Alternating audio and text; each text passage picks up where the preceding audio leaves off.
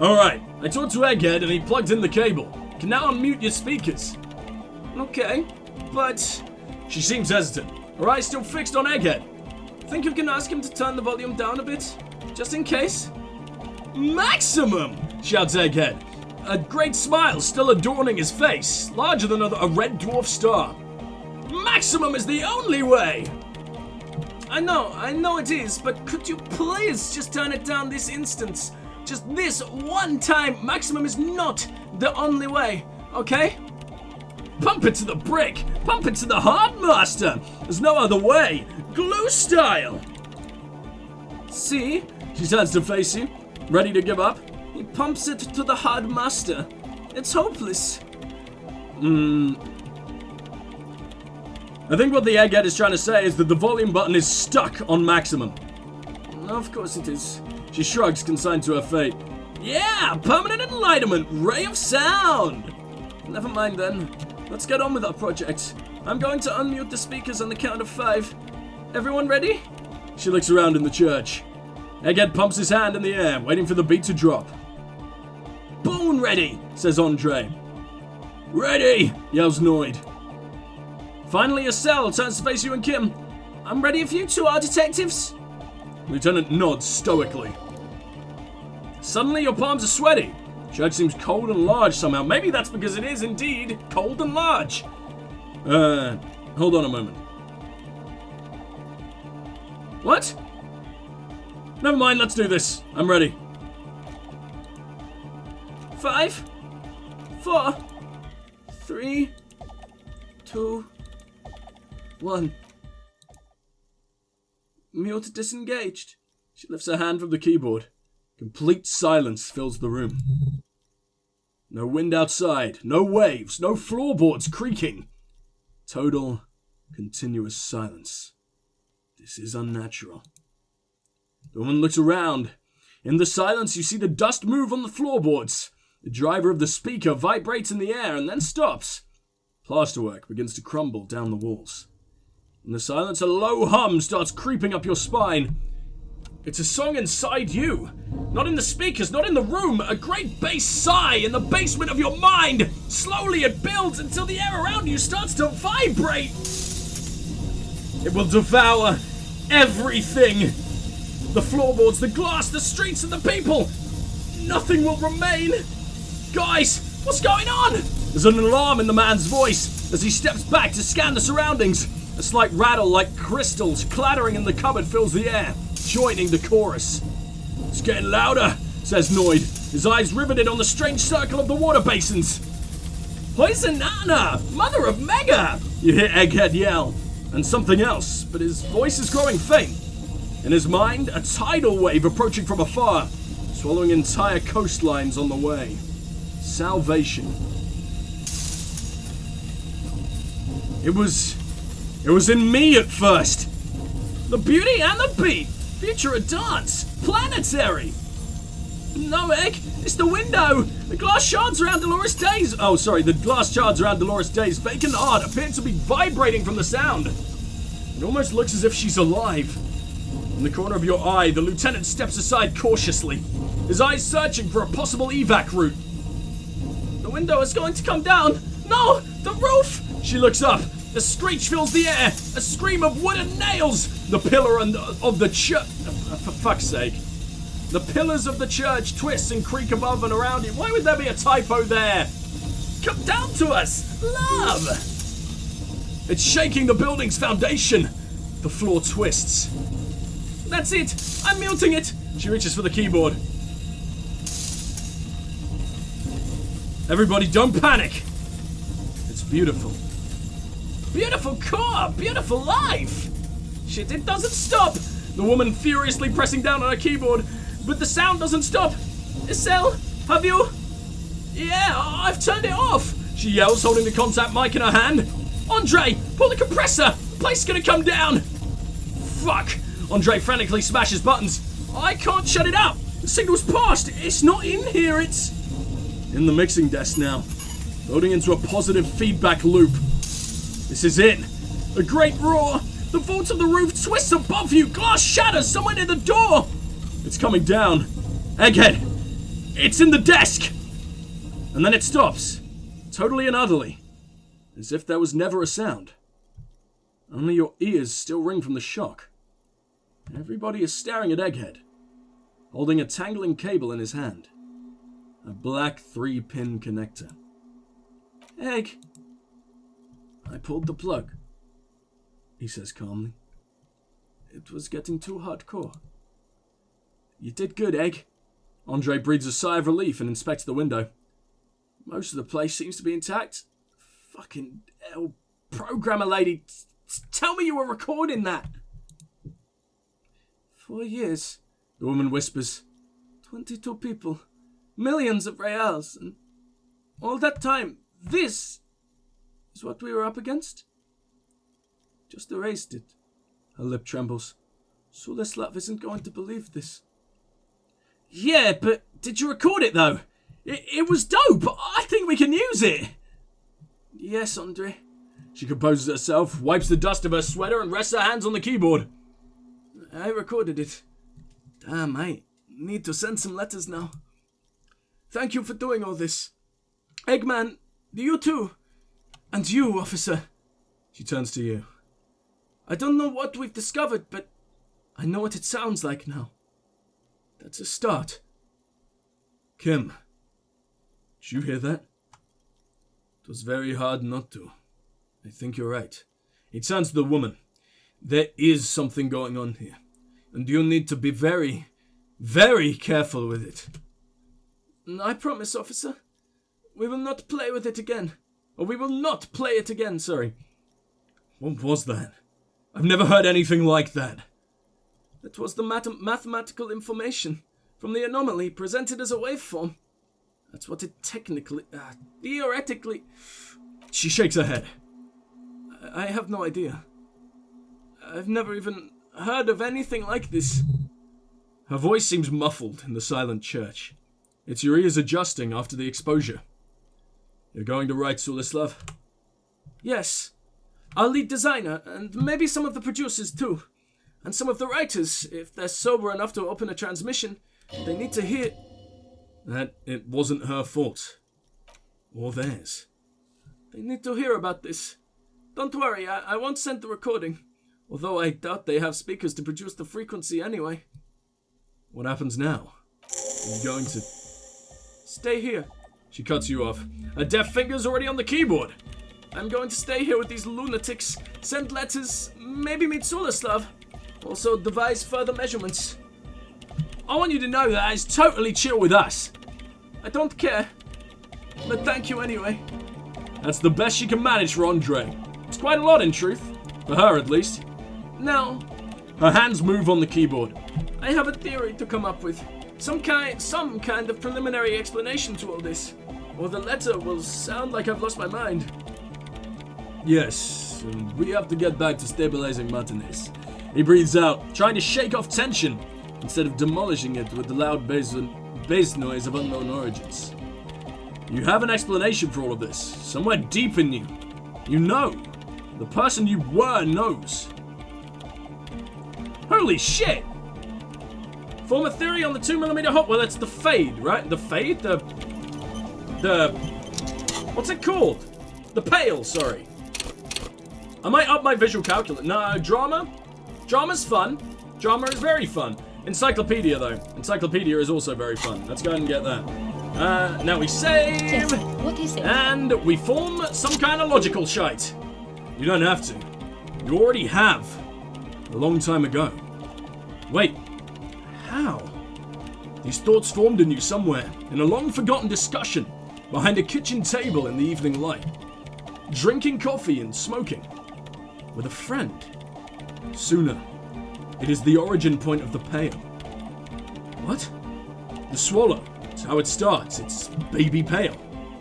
But she looks up, and there's fear in her eyes as she considers the possibility. But the pale isn't here. We're thousands of kilometers from the edge. No. We are 20 meters from the very edge. She looks up into the darkness under the nave, and back at you. You have her full, undivided attention. The lieutenants too. He takes his glasses off. The pale is only an effect. A transition between the world and that.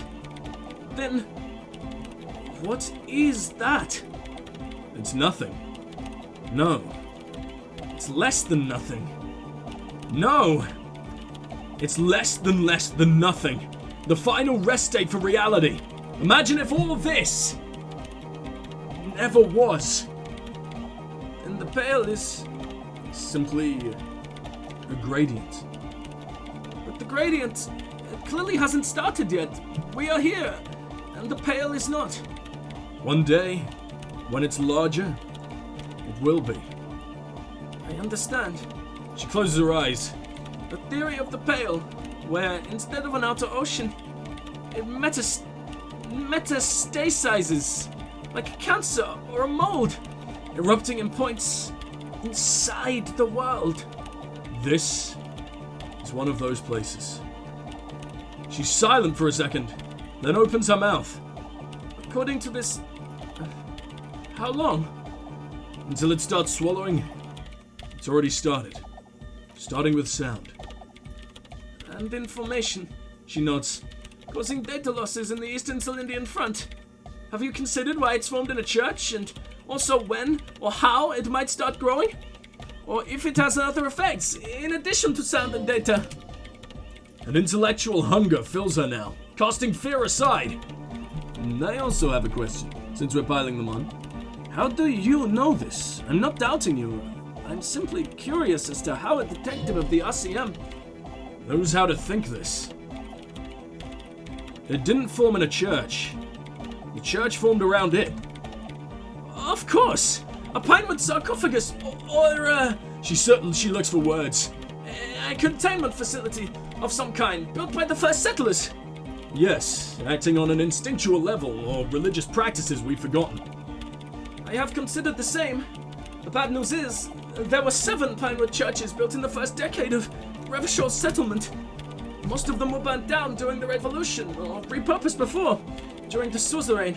I'm not saying all of them have one in them, but some of them might. A black grain hanging in the air.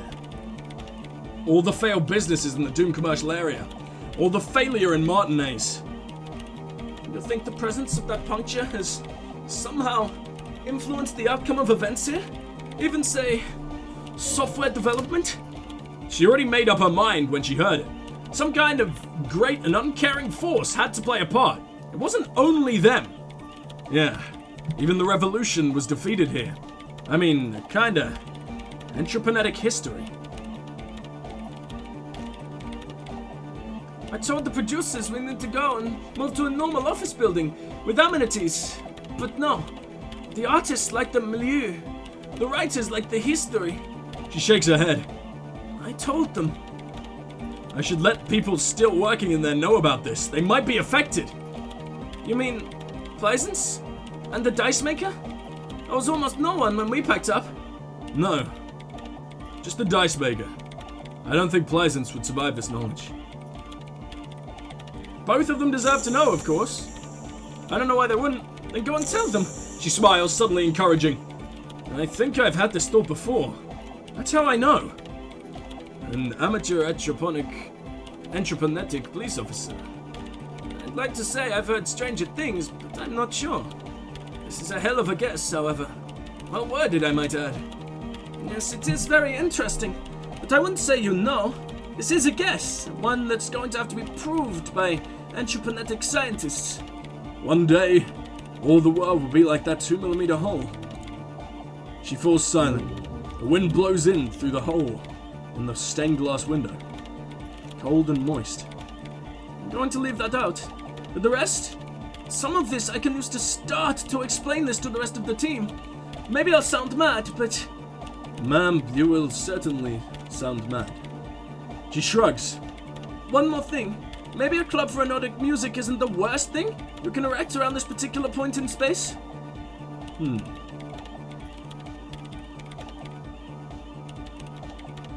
Perhaps not. Yeah! Once the light is on in the universe, it will never go out! Thank you, Egghead. Let's leave it at that, shall we? We have unanthroponetic detection to perform in this district. I do have one mystery that still needs solving. The radio ghost in the Doom commercial area's electronic doorbell. The creepy woman! She slaps her forehead. We were wondering about that when we worked there, but I had completely forgotten about it ever since. It must be anthroponetic crosstalk, the one you get in radios and long-distance calls. Now it makes sense, with a pail right on the doorstep. Incredible. The lieutenant murders. This would also explain why we get it on the police radio all the time. Anthroponetic crosstalk? It's quite common, actually. When the signal gets routed through the pail, all kinds of irregularities take place.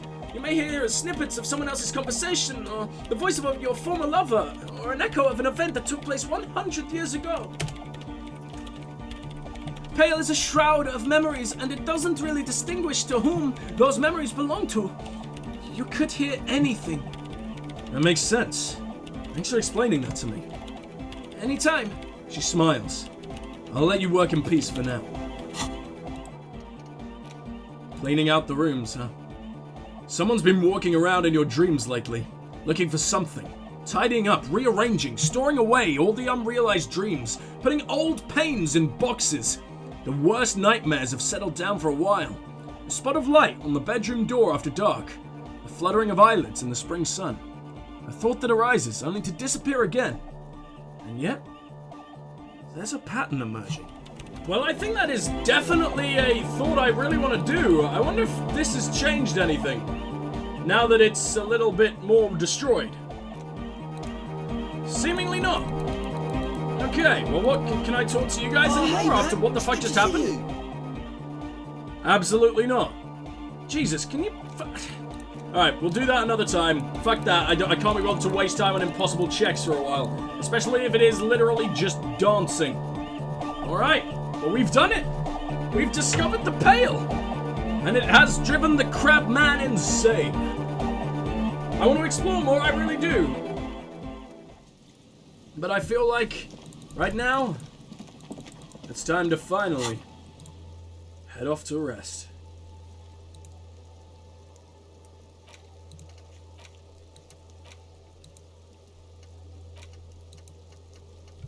What do we gotta do now?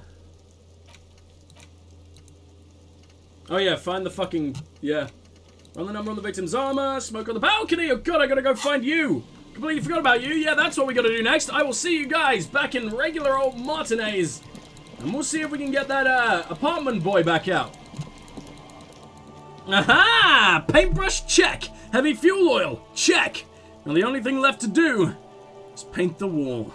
A paintbrush in your hand is like a loaded revolver. What would it be, Desperado?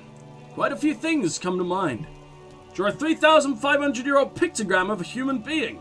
Or what shadow lies there beneath the bright gleam? No parking. Something beautiful is gonna happen. Is this just me actually talking, or is this like things that are gonna be written down? I'm gonna draw a pictogram. Oh, look at this little fucking artsy little fucking examining here. This is gonna be beautiful. It's gonna be disgusting. Jesus. Wow. You've spoken. The wall now silently repeats the message for a decade or so. So the sea air degrades the paint, adding another layer of detritus to the city. Very poetic. Lieutenant nods in appreciation. Doesn't sound sincere. Real poetry. Should we return to the murder investigation? Yeah, there's a really bad one we're supposed to solve. Shut up, Kim. That was art. And you can't kill art. Except, you know, the sea air can. Because it's the sea air and it's terrifying. God, I thought the game was getting massive and huge in scope when the Civil War nearly happened. And then guess what? The end of the world nearly happened. What's that? Okay. Thanks for the $3. There's new stuff here. $1. A single cent in a shoe. Okay. Real estate lady is gone, apparently. A blister pack of medicine peeks out of the box. You should take it. Okay, Hypnogamma. Sure. Thanks. What am I doing in here? Ah, yeah, the balcony of the apartment, of course. You're glowing again, and I'm not entirely sure why. Okay. I might go and check on Kuno's dad again. Listen to this music. I always forget that this game's soundtrack is so fucking gorgeous. You never expect it to be, but it absolutely is. Oh, he's alive? Yes, stinks with something sour. You still alive? What's up, buddy? The aging alcoholic is still there. The air in the room's stale. Haven't you starved to death yet? Fucking hell. Also, did I ever go into this room? Apparently I left a fucking thing behind. I left a lot behind. Oh god, it's the toilet box.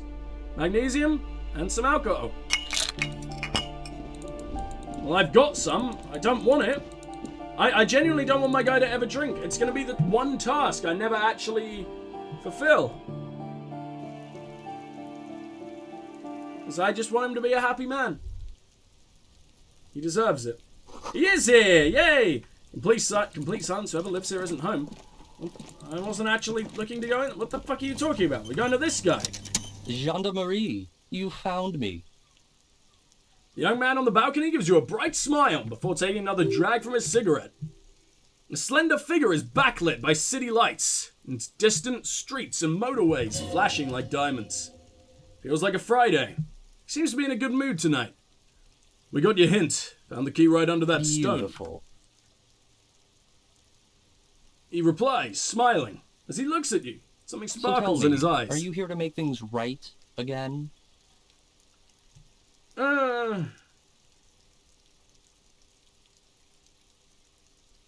That's what I'm aiming for, yes.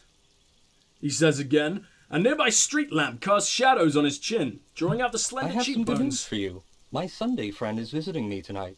I told him about you, and he'd like to say hello. Step in. He's already waiting. By the way, I'm really digging the view here. Point to the city skyline. That's why I chose this place. He looks away, his cigarette end glowing in the dark. Martinez is special, isn't it? Wait, suddenly you're digging things? The lieutenant whispers to you, shaking his head. Is it Friday tonight? Feels like a Friday. Yeah, it does feel like the end of the week. Such gentle weather.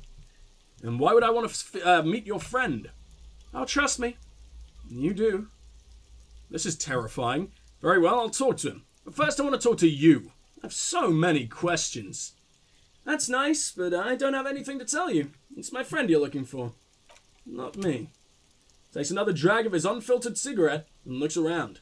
It's getting dark and the neighboring windows have lit up one by one. Besides, I gotta run. He's gonna leave you alone again. Oh, that's sad. Run where? To the city. He gestures idly towards distant motorways. It's a beautiful night. A man on high heels stumbles out of a basement club. Music blasting over the entire district. It's chilling, and as the chemicals hit the nervous system, 1,000 shivers ripple through his body. Only if you promise that we'll talk again. It's important. Something flutters in the corner of the lieutenant's mouth as you're saying those words. It's laughter. We'll talk, the smoker assures you, brushing his hand through the air. Just not tonight. Take care, alright? He says with another disarming smile before taking off for the night. Thank you for the skill point. I know exactly what that's going on. And he's gone again. Looks like that's becoming a theme for him. Yes, yes, yes. Unlock one of these. There is no bad effects to researching it, so yes, we will clean out those rooms hard. He's always leaving. Why is he always leaving, Kim? Who knows, detective? It's a mystery. He says, turning his face away from you. Hey, he's laughing again. There's something so different about him. I just can't put my finger on it. Different, of course. Just something so mysterious about the way he talks and moves. Something so mysterious about the way he talks. The lieutenant squints, his eyes, trying to hold back laughter. Very mysterious. Very. Come on, detective, let's go. Got a potential witness to interview. His Sunday friend, remember? He nods to the apartment door before you. Am I accidentally flirting with a gay man? I'm absolutely accidentally flirting with a gay man, aren't I? Well, let's carry on. And who says it's accidental anyway? Who the fuck are you? I thought you'd look way cooler than this. A quarterly business mag. An old photo of the same apartment, dated year 01. Okay. Buckets of paint on a layer of old newspapers. Governmental issues take me all over Revachol, as you can see. I don't care. An exquisite canopy bed made of metal. What makes it so exquisite? Dishes soaked up in a pot. An empty ashtray. Someone is always watching. What is this? Flyers for underground parties. What the fuck is going on here? I can just steal this dude's party dragon silk robe. I mean, what is it? A jacket? Oh my god, I'm gonna look gorgeous. Oh man. Oh, okay, it's not as good as a spirit, decorum, visual calculus, is it? Oh, but I don't know if I can deny it.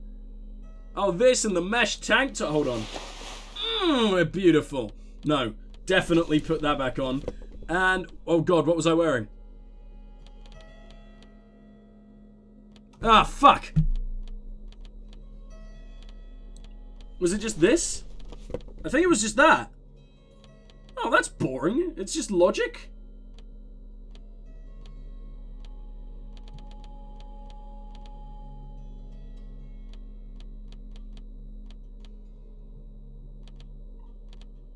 Is that really all we were wearing? Just logic?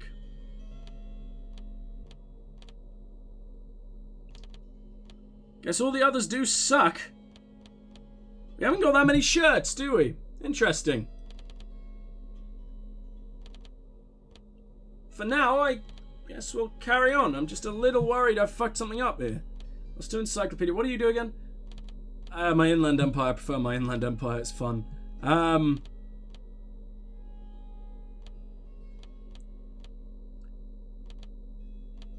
Just need to make my dude as insane as possible. Yeah, I don't think it's anything else. It's a shame though. I don't know what I'm missing. Moderacy and everything, even in moderacy. Officers of the Revachol Citizens I wasn't ready. The man in business casual removes his cufflinks. You shouldn't be seeing him in an intimate setting. For some reason, you feel this man is your superior. Superior? He's not in the chain of command. My name is Charles Villedron. I am an official with the coalition government. I work for the Institute of Price Stability on assignment from Sir Leclerc. I heard you talking to my friend outside. Very good. Super. I'm here to assist you in any way possible. Ask me about the hanging. God, you're an arsehole, aren't you? No. First ask an innocuous personal question to get the interview off on the right foot. Yeah, make it clear you're the one setting the terms here.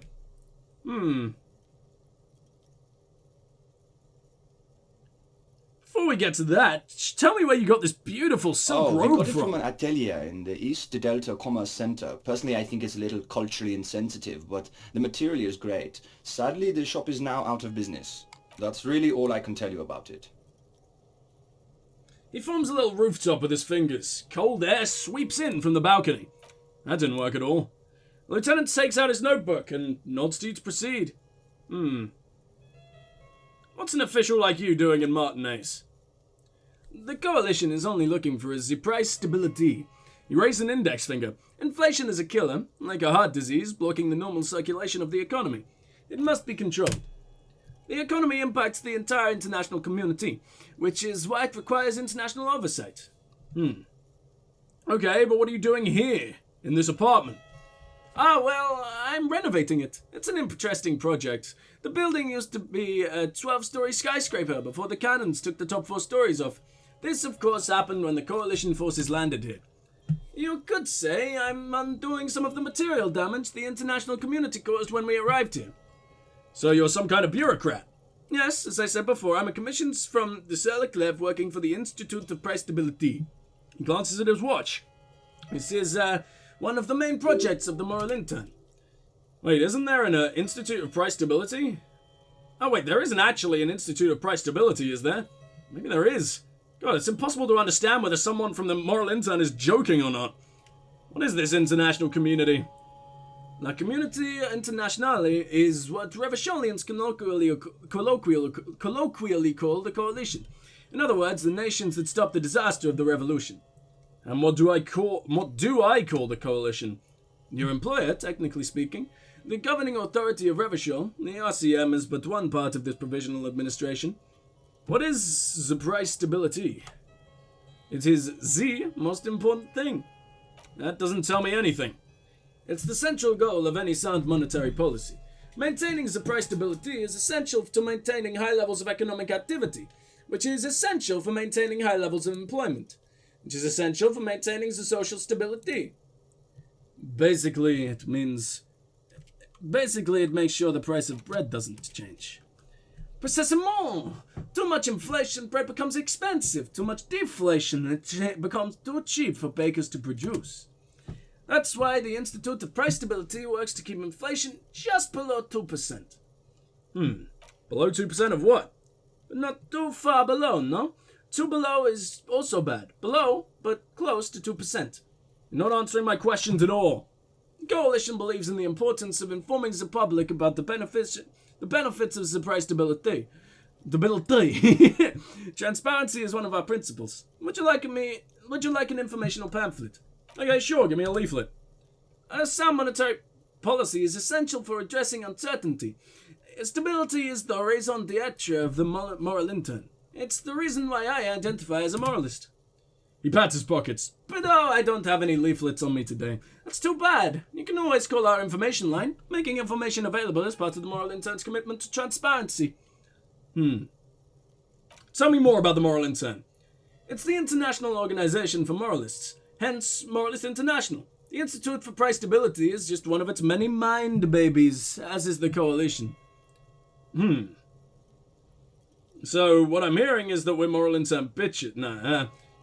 So we're actually working for the Moral Intern. That doesn't seem so bad.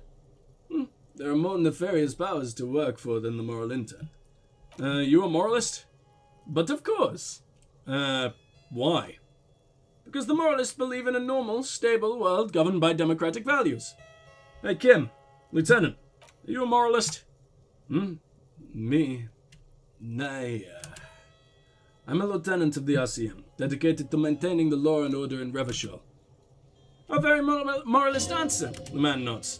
The lieutenant is practiced in the art of putting on a show for one's superiors. But what is a normal and stable world? The Occident is part of the normal world. Oranje, sur la clef. Martinez doesn't seem very normal or stable to me. Martinez? No. Martinez is... something else. What about the rest of Revachol? Is it a part of the normal world? Revachol is generally difficult. It's led by an interim government, which means it hasn't yet achieved full democracy. But they are working towards it. You're all doing very well here, relatively speaking. He gives you an approving nod.